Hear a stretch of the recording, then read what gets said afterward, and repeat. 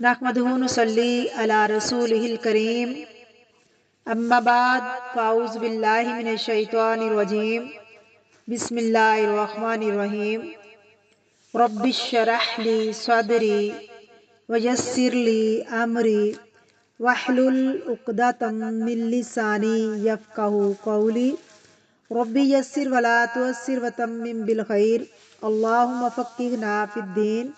سورۃ آل عمران آیت نمبر 83۔ لفظی ترجمہ، روٹ ورڈ اور تفسیر۔ بسم اللہ الرحمن الرحیم۔ آفا غیرہ کیا بھلا وہ، اس میں تین چیزیں جمع ہیں، حمزہ فا،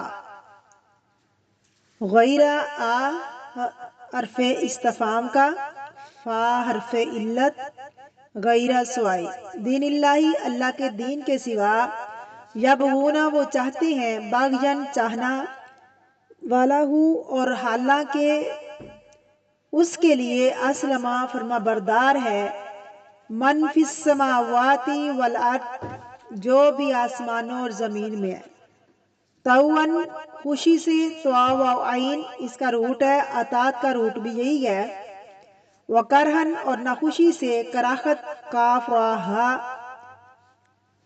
و الیہ اور طرف اس کی، یرجعون وہ سب لٹائے جائیں گے۔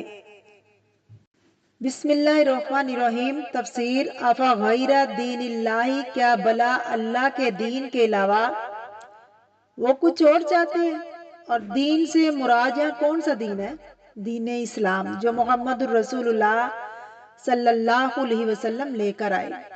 وَلَهُ أَسْلَمَ مَنْ فِي السَّمَاوَاتِ وَالْأَرْضِ فرما بردار ہے وہ سب کچھ جو کچھ آسمانوں میں اور زمین میں ہے، یعنی اے لوگو اگر تم اللہ کی فرما برداری نہیں کرو گے تو اللہ کو کوئی پرواہ نہیں ہے۔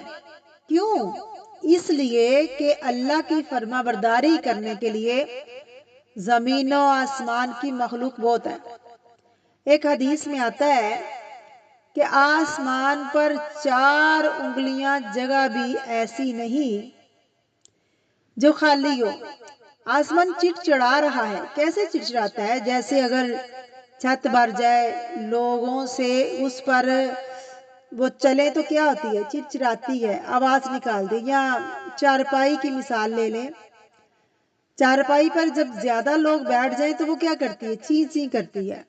آواز سنی کبھی آپ نے چڑچڑانے کی؟ چیں چیں کی آوازیں نکالتی ہے۔ جہاں چھتیں لکڑی کی ہوتی ہیں وہاں سے آوازیں آتی ہیں۔ آسمان کا حق ہے کہ وہ چڑچڑائے، کیونکہ اس لیے کہ 4 انگلی بھی جگہ نہیں ہے کہ جہاں کوئی فرشتہ اللہ کے سامنے سجدے میں نہ پڑا ہو۔ بھرا ہوا ہے آسمان فرشتوں سے، بھرا ہوا ہے جو سجدے میں پڑے ہوئے ہیں۔ وَلَهُ أَسْلَمَ سب کے سب جھکے ہوئے ہیں۔ کون؟ من فی السماوات والارض جو کچھ آسمانوں میں اور زمین میں ہے۔ کنکریٹ کی چھتیں ہوتی ہیں تو اس سے آوازیں آتی ہیں۔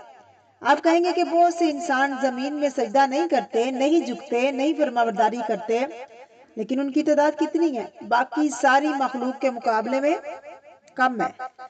ایک ایک چیونٹی اللہ کی تسبیح کر رہی ہے، ایک ایک مچھلی سمندر کے اندر اللہ کی تسبیح کر رہی ہے، سمندر کے جانور اللہ کی تسبیح کر رہے ہیں، ایک ایک ذرہ اللہ کی تسبیح کر رہا ہے۔ قرآن پاک میں آتا ہے، اللہ رب العزت ارشاد فرماتے ہیں کوئی چیز ایسی نہیں جو اللہ کی تسبیح نہ کرتی ہو، لیکن تم ان کی تسبیح کو نہیں سمجھ پاتے۔ اس لیے فرمایا وَلَهُ مَنْ فِي السَّمَاوَاتِ وَالْأَرْضِ طَوْعًا اور جو کچھ آسمانوں اور زمین میں ہے خوشی کے ساتھ اطاعت میں لگے ہوئے ہیں اور کچھ مجبوری سے۔ تو جب نماز کا وقت ہوتا ہے تو کیا ہوتا ہے؟ بعض لوگ ہائے وائے بڑا کچھ کرتے ہیں، بیٹھے رہتے ہیں، انتظار کرتے رہتے ہیں، اچھا ابھی اٹھ کے پڑھ لوں۔ اللہ فرماتے ہیں وہ کرہن جو خوشی کے ساتھ آئے گا یا ناخوشی کے ساتھ آئے گا، اور ایسی اولادوں کو اللہ ہدایت دے اور پکا اور سچا خشوع و خضوع والی نماز پڑھنے کی توفیق عطا فرمائے۔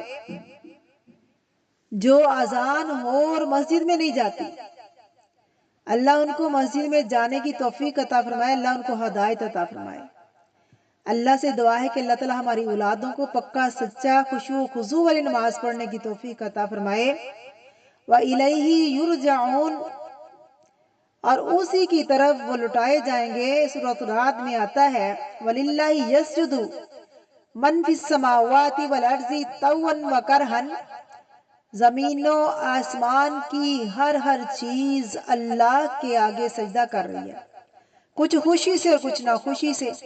ایک اور جگہ پہ آتا ہے کہ اللہ نے جو چیز پیدا کی ہے ان کے سائے دائیں بائیں جب گرتے ہیں، دراصل وہ اللہ کے آگے جھکتے ہیں، بہت عاجز ہے وہ سب۔ تو بات یہ ہے کہ ساری کائنات کا دین کیا ہے؟